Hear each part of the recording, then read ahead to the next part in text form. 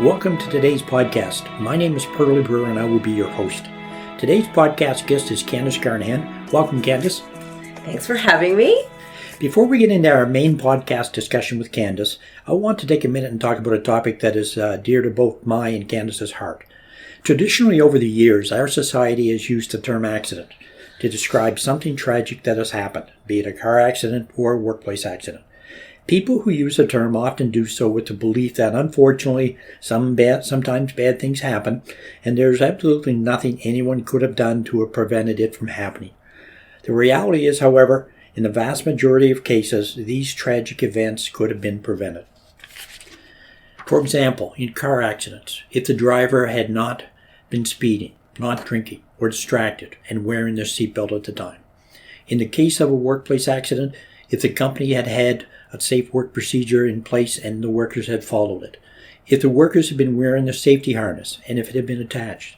Or if a worker had locked out the equipment before starting to work on it. We should not as a society be using the term accident. We should instead replace it with the term incident. Yes, incidents need to be categorized from something minor to something very serious involving possibly a loss of eyesight, limb, or death.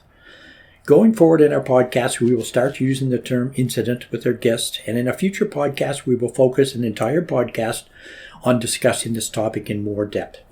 Yes, it will take some time to make the adjustment, and yes, we may slip up from time to time because we're used to using the term or word accident.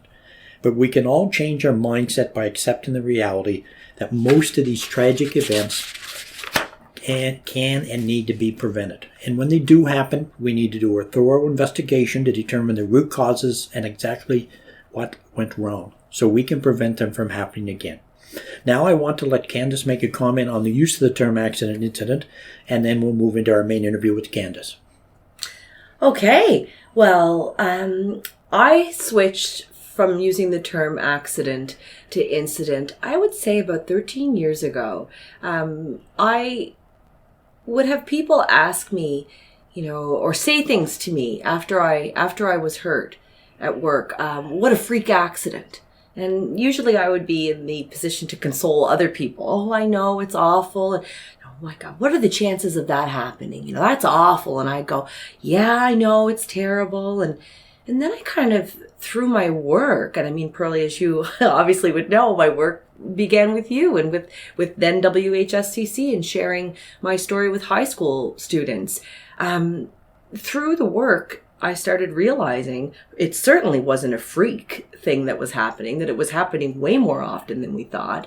And the term accident just didn't settle with me anymore the way in the beginning. Well, it didn't settle with me then either. But the thing is, I went to the dictionary, and there's a few different ways you can spin it and lots of different definitions, but an accident is defined as unforeseeable events that come together to create an unexpected outcome.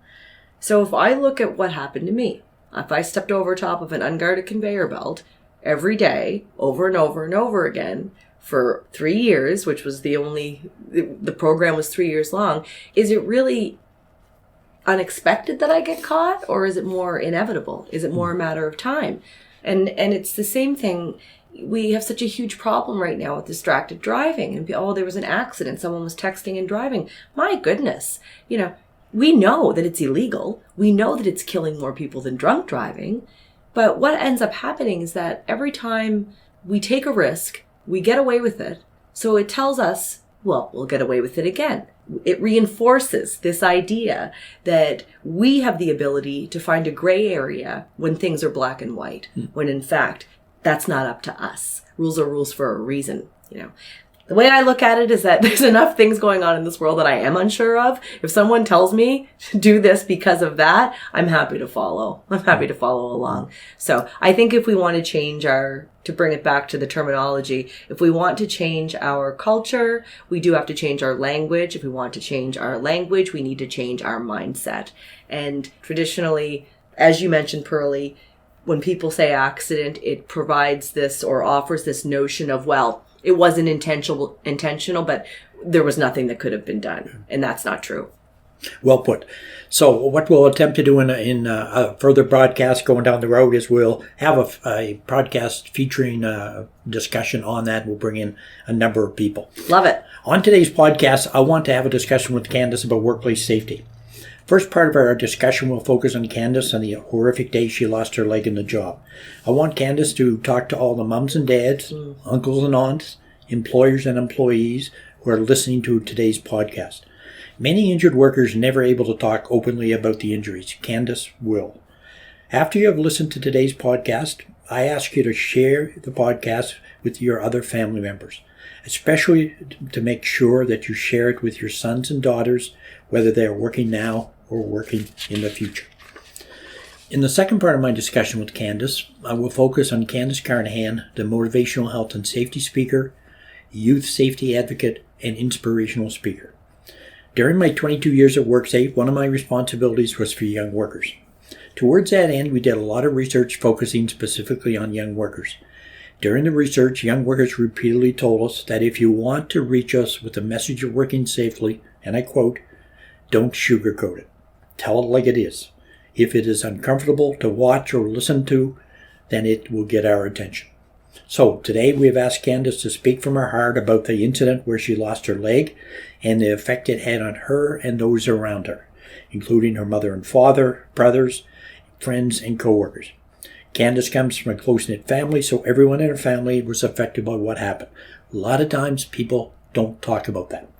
The podcast is Candace's. I will let her tell you her story with as few interruptions as possible. So, to start, Candace, why don't you tell us about Candace, the person, during your high school and university days? Oh gosh, not a care in the world. There was, it was a charmed life. I grew up in a small town in Miramichi. I grew up in the country in Derby. My family was healthy. I was in dance classes from the time I could walk. I was wear isotoner slippers until I could get ballet shoes, and I had a wooden board that I would bring to people's houses and charge $0.25 to clog for them.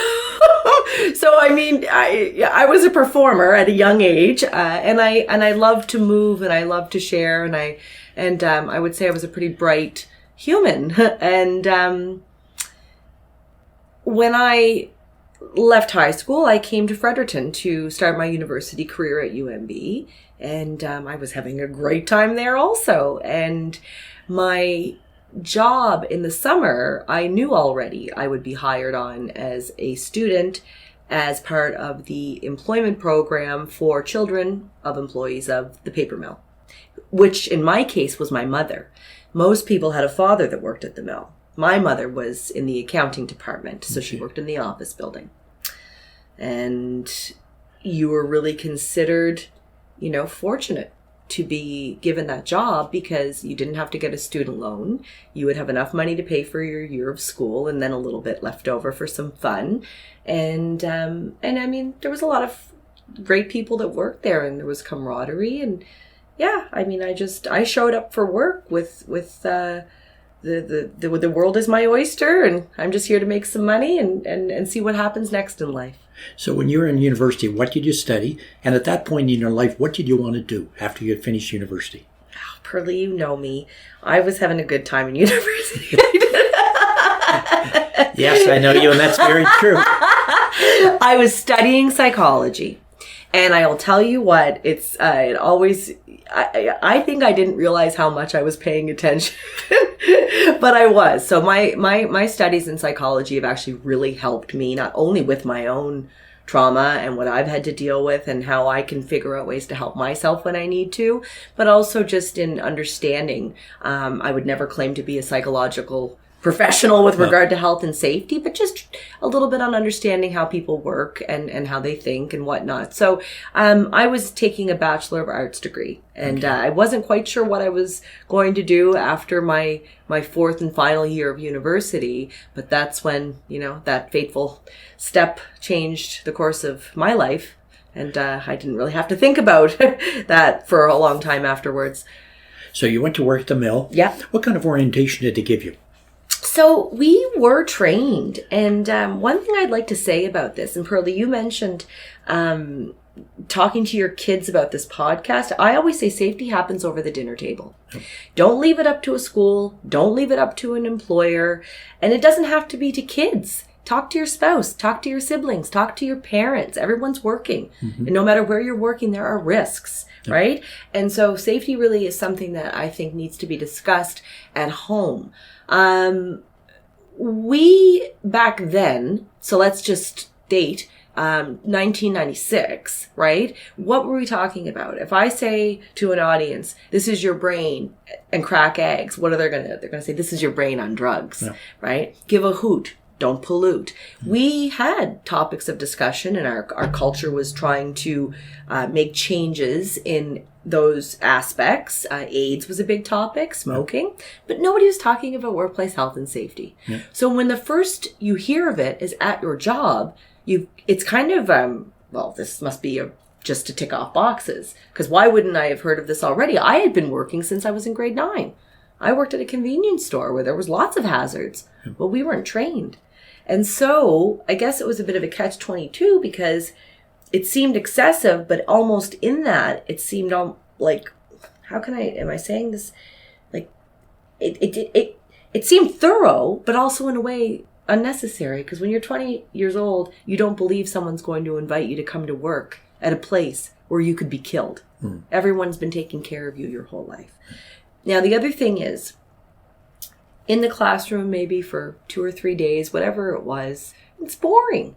The safety training wasn't relevant. It didn't have any, you said the kids tell you don't sugarcoat it, right? Fair. But also make it relatable. So I went home and told my father and grandfather to be careful at work because of the videos that I saw. They didn't represent me. We didn't have, that's why the work that we embarked on together, Pearlie, when we began was so meaningful and important, because it was really a new thing to be focusing on, young workers and talking about that specific group with regard to health and safety and empowering them to use their rights and to speak up for themselves. The training anywhere is only going to hold the value if the rules are followed consistently on the floor, on site, on whatever, wherever you might be. So what I quickly learned, and I didn't recognize it immediately, but I look back now, hindsight's 20/20, is that it probably wouldn't have mattered what I was taught in that classroom by whoever it was that taught me, because when I went out to work, people did not follow those rules. People were always looking for a gray area where it was taking off a guard, taking a shortcut, stepping over top of machinery, neglecting to put on PPE. There were a lot of things that were happening that did not mirror what I was taught. And so who do you want to fit in with? The trainer you're never going to see again, or the people that you're out there working with? So the training might have been okay, but the rules weren't enforced. Okay. The day of your injury. Yeah. Tell us about that day. Sure. I can tell you that I was almost at the end of my career at the mill. I was on year 3. So I was intending to go back to UMB to finish my 4th year of university. I got up and I think my father made me he made me banana pancakes that morning. And I'm extremely, as you mentioned already, close with my family. And I skipped out the door and said, bye, love you, and hopped in his half-ton truck and sped it up probably 140 kilometers an hour without a seatbelt on to the mill. How do I know I drove that way? Because that's how I drove everywhere. I was young. I didn't think I could get hurt. I didn't think I had to buckle up. It's important to acknowledge and be true about where you were at so you can see how far you come. I don't think it makes sense to pretend you were always perfect or that you didn't make mistakes. To me, it's a very helpful and clear indicator of the mentality and mindset of someone of my age at that point in time. Now you don't see kids doing that. They're buckled up because the culture has shifted, right? And that's a great thing. I got into work that day, and I wouldn't be able to specifically tell you what was on my mind, but it would have been boys, a party, university. I didn't have a sick parent. I wasn't working like some young people are to support my own family or to put food on the table or to pay medical bills. You know, I mean, think about people who are out there just trying to survive and the pressure that is on them to take shortcuts or to not get in trouble and to not lose their job or get, you know, reprimanded for anything. So I had none of those pressures. Yet still, I chose to step over top of a conveyor belt system. And I did it simply because everybody else was doing it. I never considered taking the long way around because I didn't see anybody doing that. So you can put yellow lines everywhere to walk within them, but if no one's doing it, you know, why should I, right? That was, I guess, without me actually actively thinking that, I can see that that's where my head was at. And I saw my friend, and she was at the roll wrap in that conveyor belt system.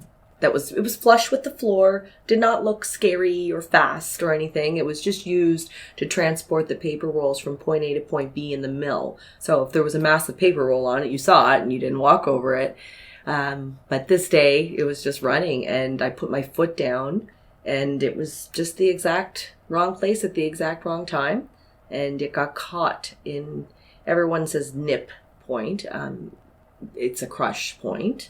And my foot went in between the two rollers. I landed on the belt, and a man pressed the manual stop button, and that's what seized the machine. And effectively, that's what saved my life, because I would have been killed if he hadn't have stopped the button, pressed the stop button. How did they go about to get you out? Oh, it was like 30 minutes, and I do remember, and I didn't pass out until I was put into the ambulance. So, and I have talked since then to men that I worked with that I've seen and said, do I remember this right? You know, because I've been talking about this since it happened. And some days I go, do I remember it right? And they're like, yeah, you remember it right. They had to bring the maintenance crew to come in, right? So the people with metal cutters and blowtorches and whatnot. My friends were escorted away because everyone was staring in horror at me, and even the guys I worked with, the ones that weren't jumping into action, looked really, really helpless. And one man was holding me down, holding my torso down so that I couldn't wriggle around. And then eventually, a gentleman, Wayne Clark, held a blanket up so that the sparks from the cutting of the machine wouldn't fly on me. And so I never really saw below my waist, and I didn't know, quite frankly, what was happening. I knew I was in pain that I could never find words to describe, but I didn't know what that meant to me, right? And I remember the nurse came, and she was putting oxygen on me, and they asked me where my mom was. So she should have been in her office building. But fortunately for my family's crooked teeth, she was gone to Moncton to the orthodontist with my brothers. So, you know, growing up, we used to pray for crooked teeth because that's how you got to go to Moncton once a month and go to the A&W. But you never wanted to go to the Moncton hospital. Anyway, my mom was in Moncton, and but I actually said, I don't know if I said I'm not telling, but I didn't want to give anybody any information to find my mother and father, because I remember thinking they can't see this, you know, like they'll never be okay. And that's not me being a good person or a great daughter. That's like an animal instinct that comes in when you know that you have to do whatever you can to protect the people that you love. And I wasn't able to frame that until years of speaking about it. I didn't understand that reaction, but it's worth noting, because it's like, let's not wait till we're in a machine to protect the people we love, right? Let's recognize that the best way to do that is to take care of ourselves, instead of looking at it as indulgent or as selfish, or, you know, whatever the case may be. Taking care of ourselves is how we take care of our families and the people who love us the most. So I was freed from the machine, I would say, in about 30 minutes. And then I was taken to the hospital in Miramichi. And that's where I was put into surgery and came out. My foot was all bandaged up. This happened over the course of a day, I think, or two. I mean, I was obviously on a lot of medication. But I remember thinking, oh, I'm okay. You know, my foot's in a bandage and it's in the shape of a foot. And then the doctor said, well, we're going to send you to Moncton. And then, like I said, growing up, I would hear my grandmother, right? She'd say, did you hear what happened to Pearl? Well, don't say anything, but they're sending her to Moncton. And it was like, ooh, everyone's face would go like, oh, you know. So I thought, wow, this is worse than I thought. And it was. I got to Moncton, and you know what? The first responder, Dale, he actually rode in the back of the ambulance with my mother to keep her company with me, and my father followed us. And when I got to Moncton, the doctor undid my bandages and once again a blanket to protect me from below my waist. And he gave me the opportunity to look. He said, do you want to look at your foot? And I just looked at him and said, should I? And he said no. And so that's it. I never looked at it at all. And I went into surgery and came out and looked down and I had no leg. And it's doesn't get any more real than that. It's like a space where you used to have a foot. So to go back to how did your mother and father find out? So someone somehow got a hold of my mother in Moncton. Now she says she remembers she was in a store. I'm trying to think of, she must have had a cell phone, but it would have been like a big bag phone, I would think, right? Because of when the time was. And I know that men from the mill, from what I remember, went out to find my father. And I'm sure nobody wanted to be the one to find my father. Yeah. But that's kind of, my mom and dad have a hard time talking about it. As much as I know, I talk about it all the time. But, you know, my dad said to me one time, you know, you can make your jokes and I know you're okay and I'm so proud of you, but I'll always feel the way I feel about it. You know, it's a very, very sensitive topic for both of them, much more so than for me. And that's the thing, when you get hurt, it hurts the people who love you the most, more than it hurts you, at least in my case. What about your two brothers? What was their reaction? You know, I don't remember so much. Like, they were so young, you know, they were in high school. They were supportive. I'm sure I don't think they could probably comprehend even what, you know, high school's not old, right? Like, you think you know it all when you're in high school, but to see their oldest sister, you know, but they just wanted me to get going. I think they just wanted me to get, you know, back on my feet again. So, you know, they were always supportive, but neither one of them have ever come to a speech. Like or my father. So. As your mother? Once. Yeah. Yeah. I bribed her. I brought her to Ireland. I was speaking in Ireland and I said, I'll bring you. And, but you know, but I said, when I say August 11th, leave the room for 15 minutes and then come back. And that's what she did. Yeah. So I don't need them to hear those details. Now they're both coming with me to do the World Congress in Australia in November. Right. So I haven't quite figured out how I'm going to get around talking about what happened. But, you know, it's the details are the details, and it is important. But in the 24 years that I've been speaking, there's just so much more to talk about as well, I'm finding, you know, than having to get too, yeah. What about your friends? People who used to hang around with Candace before. Yeah. Some friends, even as 3 years ago, a friend of mine said, I so wasn't there for you. I couldn't bring myself to come and see you. And I was like, oh, I didn't notice. You know, I get it. It's uncomfortable. And most of my friends were extremely supportive. They, you know, I kept my room at university, and it was really scary to go back to live with a bunch of girls who couldn't take care of me, leave my mother and father, you know, and be back to kind of, when you're that age, no one's going to cook for you or do, you know.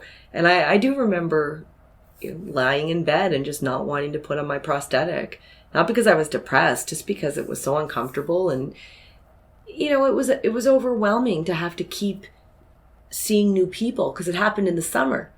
So I go back to school and I see all these people and everyone's talking to me and looking at me right in the eyeball. And I'm like, you can look down. I mean, I lost 5 pounds, right? And people are like, I've always dealt with things through humor, a little bit. I think if can't laugh, then you're I feel like when you're laughing, you can learn. And, my friends were great. I mean, I have a wonderful support group. I always have had. But I think it's interesting to see how certain things like this affect people and how you don't even find out until later how they felt or what they remember from when it happened and their side of the story.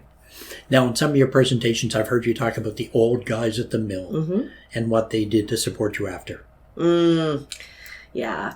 They raised money to I think they raised about 10 grand and I bought a little car, and that was their pocket. That was the money out of their pocket.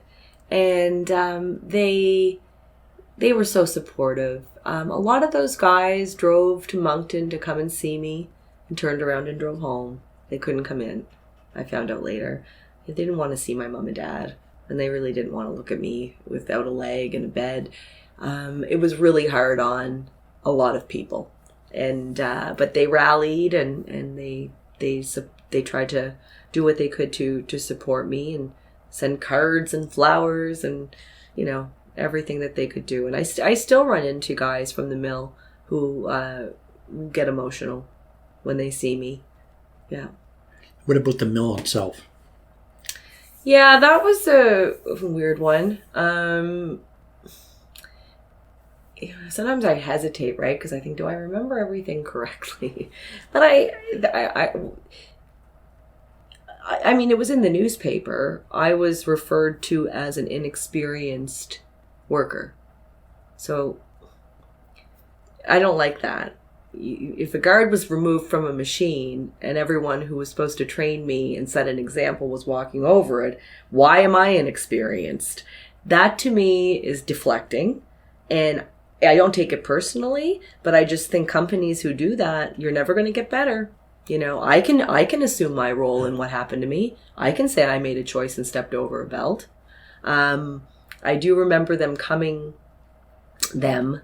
some of the management came to our home.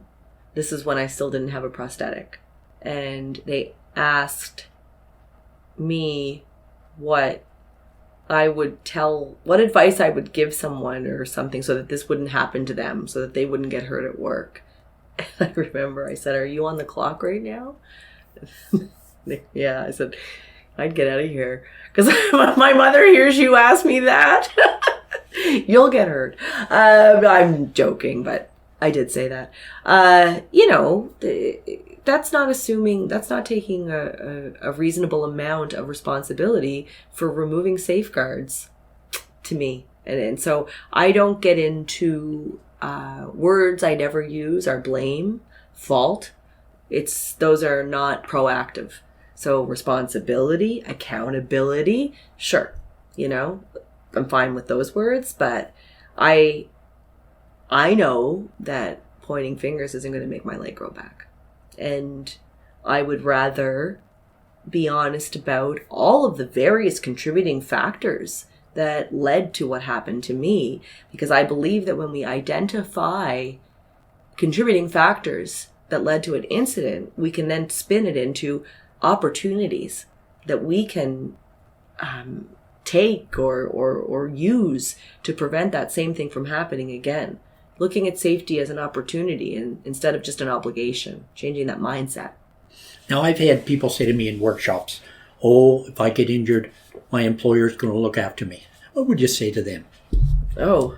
And not being negative or derogatory, No. but what would you say to them as a health and safety message? Poof. I mean, I don't know how well an employer is going to look after anybody to make it worth getting injured. I mean, or even okay to to have that idea, right? Like, that's, to me, almost like setting yourself up.